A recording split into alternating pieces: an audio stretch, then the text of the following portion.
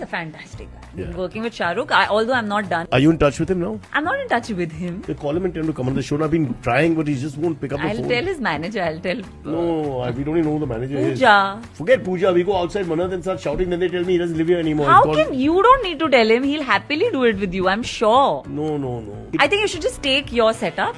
Just go to his house and set it up. I think Shah Rukh picks up the phone himself and says, "साहब नहीं है, वो साहब अभी बात में है, बाद में phone करो." I feel it's him. Genuinely, I'm telling you, just take your setup, go into his building. People are not going to stop you But when you you know, enter. when we- in And then you set up. One day he'll come and he'll like, "Oh, Cyrus, you're here. Chal, let's start." It's exactly what you said is what we used to do at MTV. We just make sure we got his interview.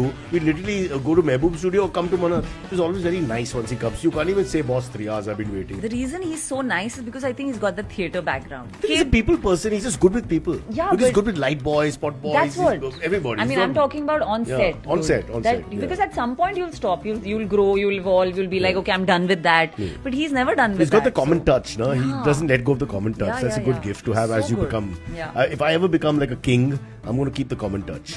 You are a king because Cyrus says so.